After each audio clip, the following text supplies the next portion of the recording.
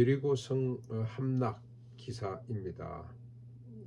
하나님이 여호수아에게 지시한 대로 전쟁을 치르게 됩니다. 첫째 날부터 여섯째 날까지는 앞에 제사장들이 양각 나팔을 불면서 뒤에 언약궤를 메고 병사들이 그 뒤에 따르고 해서 한 바퀴씩 도는 거죠. 하루에 한 바퀴씩. 그리고 마지막 7번째 날에는 7번을 돌고 일체히 나팔을 불고 소리를 지름으로 그 성이 완전히 무너져 내렸습니다. 세상에 아마 어느 전투사에도 나오지 않는 기괴한 전략이죠. 그런데 완전히 성이 무너져 내렸습니다. 여리고 성은 난공불락의 성이라고 할 만큼 크고 웅장한 성이었죠. 그런데 그 성이 일시에 무너져 내려 백성들이 이 성 안으로 들어가서 완전히 정복하게 됩니다. 이 사건을 통해서 또 하나 우리가 정리할 것은, 할 수 있는 것은, 전쟁은 하나님께 속한 것이다. 계속해서 성경이 말씀하고 있습니다. 전쟁은 너희에게 속한 것이 아니고 여호와께 속한 것이다. 그래서 전쟁을 두려워할지도 말아라. 또 그뿐만이 아니라 전쟁을 마음대로 하지 말거라 하는 것도 이 메시지 속에 들어가 있습니다. 그러면서 남녀노소 소와 양과 나귀를 다 멸하도록 합니다. 그러나 기생 라합과 그의 집에 있는 친족들이겠죠. 라합의 이야기를 듣고 그렇구나. 우리가 여호와께 속해야 되겠구나. 여호와를 누가 맡겠느냐.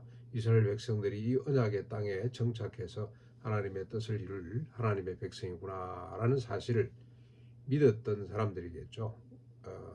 가까운 친척들이었을 겁니다. 그 사람들은 다 살림을 받습니다. 하나님의 뜻을 믿고 의지한 라합을 구원하시는 모습이죠. 그러니까 이스라엘이 지금 이 여리고성을 무너뜨리지만 그 가운데서도 하나님을 알고 믿고 신뢰하고 순종하는 무리는 얼마든지 구원하시는 거죠. 그래서 하나님이 진멸이 목적이 아닙니다. 구원이 목적이라는 것을 기생 라합을 통해서 우리가 또 한번 깨닫게 됩니다. 이런 믿음을 가진 사람을 하나님께서 얼마나 존귀히 보셨던지, 그가 다윗의 고조 할머니가 됩니다. 그 아들이 보아스입니다. 보아스는 룻을, 이방 여인 룻을 오직 하나님의 날개 그늘 아래 보호받기 위해서 왔다는 것 때문에, 하나님을 알고 믿는다는 것 때문에 그를 아내로 맞이합니다.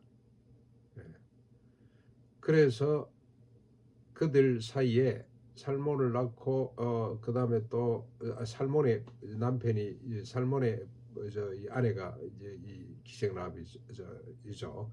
그래서 아무튼 쭉쭉 낳고 보아스의 손자가 증손이죠. 증손이 다윗이 된다는 겁니다.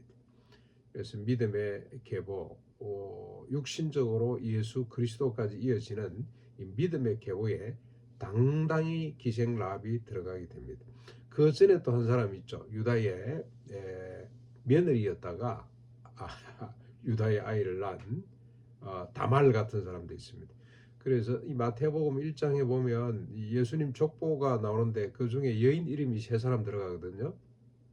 마리아를 제외하고 3사람 들어가는데 그 3사람이 다말과 기생 라합과 그리고 그의 이 자부가 되는 룻입니다. 다 이방 여인들이고, 다말은 이방 여인은 아니었습니다만은 이방 여인들이고, 오직 믿음입니다. 믿음.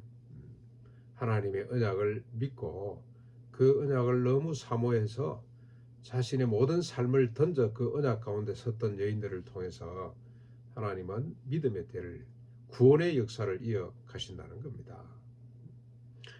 그리고 이 전쟁에서 탈취물 중 은근과 동철 기구들은 개인이나 진영에서 손을 대지 못하도록 하고 온전히 하나님께 바치도록 합니다.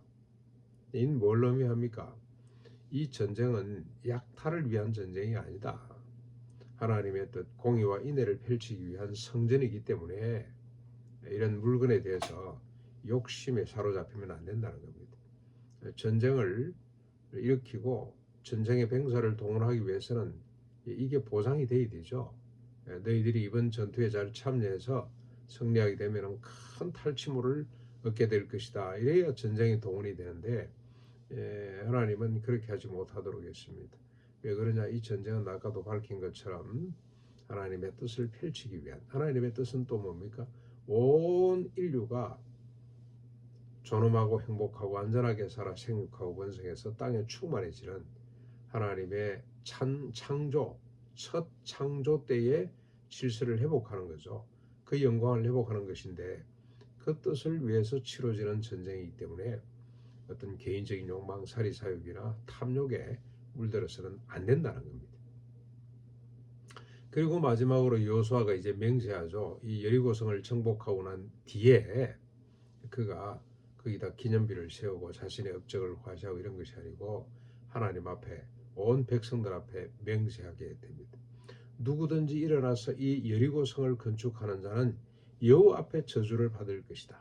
그 기초를 쌓는 자는 그의 맏아들을 잃을 것이고 그 마지막 문을 세울 때에는 그의 막내 아들을 잃게 될 것이다.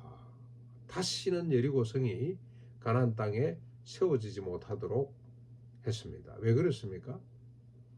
이 가나안 땅은 이제 무슨 땅이 됩니까? 여리고성은 하나님의 언약의 땅이 됩니다. 하나님의 뜻을 펼칠 거룩한 땅이 되었습니다. 그래서 인간의 욕망, 탐욕이 들끓고 있는 인간의 욕망의 결정체라고 할 수 있는 성읍을 쌓는 여리고성과 같은 큰 성을 쌓는 일은 절대로 용납되지 않는다는 것입니다.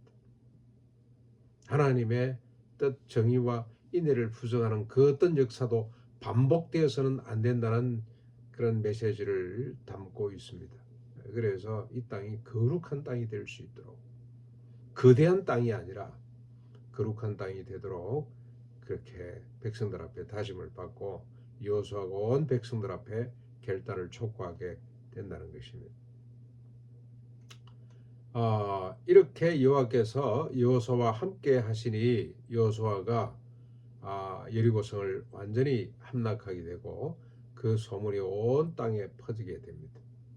역시 전쟁은 하나님이 하시고 믿음으로 수종드는 자를 사용하시되 그를 높이 들어서 영광스럽게 한다는 것을 우리가 이 전쟁을 통해서 또 깨닫게 되는 교훈입니다. 오늘 우리도 여리고성을 함락해야 되죠. 하나님의 뜻을 가로막고 있는 내 개인의 심령 속에 있는 여리고성, 우리 가정에 있는 여리고성, 그리고 또 이 세상 가운데 있는 여리고성을 믿음으로 함락해 가야 합니다.